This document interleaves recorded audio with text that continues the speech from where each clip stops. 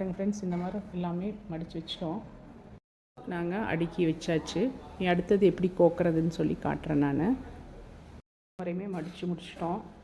51 தாமரை இருந்தது, 51 மடித்து முடிச்சிட்டோம். அப்புறம் ஒரு சைடு நான் கோத்துட்டேன். மறுபடியும் உங்களுக்கு ஸ்டார்டிங்லேருந்து எப்படி கோக்கிறதுன்னு மறுபடியும் காட்டுறேன். இந்த மாதிரி இப்படி கோத்துட்டேன். ஏன்னா ஒரே லென்த்தில் கோக்க முடியாது. ஸோ ஒரு 25 வந்து நான் கோத்துருக்குறேன். அடுத்தது இது ஸ்டார்டிங்லேருந்து எப்படி கோக்கிறதுன்னு நான் உங்களுக்கு காட்டுறேன். பிங்க் காம்பினேஷன் 2 பூ கோத்து பாருங்கள். உங்களுக்கு பிடிச்சதுன்னா போடலாம். பட் எனக்கு வந்து பிங்க் கலர் நல்லா தெரியணுங்கிறக்காக நான் என்ன பண்ணேன், இந்த க்ரீன் பெட்டல்ஸை வந்து கொஞ்சம் நல்லா க்ரீனாக இருக்கிறத மட்டும் இப்படி ரிமூவ் பண்ணிவிட்டு அப்புறமா கோத்தா தான் நல்லாயிருக்கு. ஸோ அந்த மாதிரி இல்லை, உங்களுக்கு எப்படி விருப்பப்படுறீங்களோ அந்த மாதிரி நீங்கள் கோத்துக்கலாம். ஸோ இந்த மாதிரி வந்து பிங்க் மட்டும் இருக்கிற மாதிரி எடுத்து ஃபஸ்ட்டு நம்ம இந்த மாதிரி இது பண்ணி ரெடி பண்ணி வச்சுக்கலாம். ரெடி பண்ணி வச்சுட்டு அப்புறம் கோக்கலாம். தனியாக நம்ம வந்து இப்படி ஒரு பூவாக சாமிக்கு வைக்கும்போது இப்படி அழகாக இருக்கும். க்ரீன் அண்டு பிங்க் கலராக பார்க்குறக்கு தனித்தனி பூவாக இருக்கும்போது அழகாக இருக்குது. பட் நான் வந்து கோத்து பார்த்தா வந்து இப்படி கோத்து இப்படி லைனாக வரும்போது என்ன ஆகுதுன்னா க்ரீன் தான் டாமினேட்டிங்காக தெரியுது, பிங்க்கு தெரியல.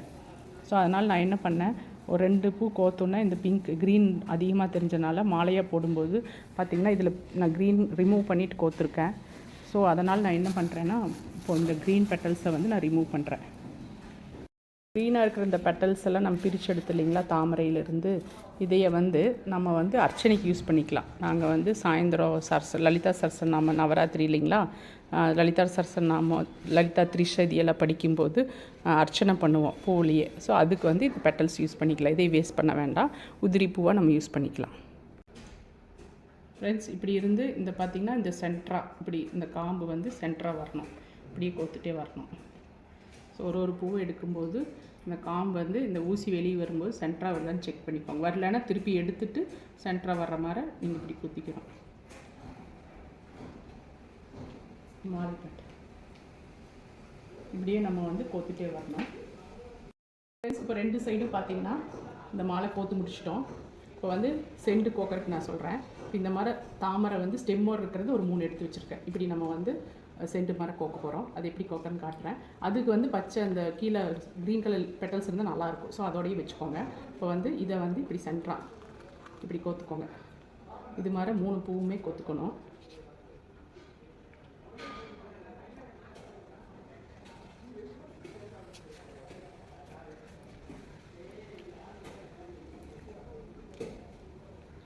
இந்த 3 பூ இப்படி கோத்துட்டு இதை வந்து இப்படி கட்டிக்கோங்க.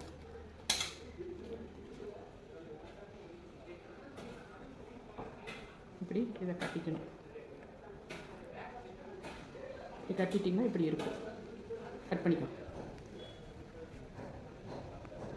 இப்போ வந்து இந்த 2 ஜாயிண்ட்டு கிட்ட இந்த நம்ம செண்டு கோத்து வச்சோம் இல்லைங்களா, இந்த இதை வந்து இங்கே கொண்டு வந்து இப்படி ஜாயின் பண்ணிக்கணும், நாட்டு போட்டுக்கணும்.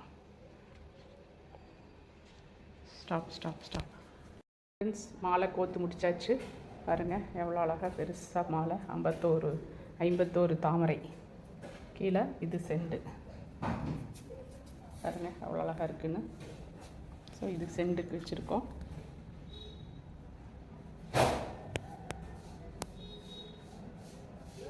அழகாக பெரிய மாலையாக இருக்குது பாருங்கள். பாருங்கள் இந்த செண்டோட அவ்வளோ அழகாக இருக்குது மாலை.